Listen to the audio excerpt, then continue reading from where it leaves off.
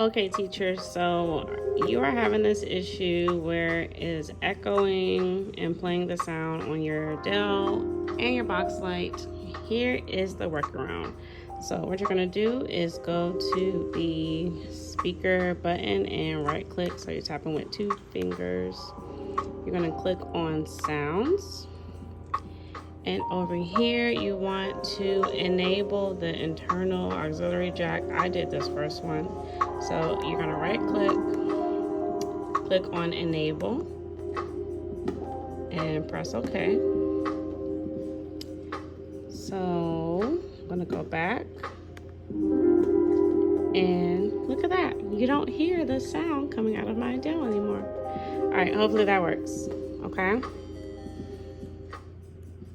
You can control the volume from here, and then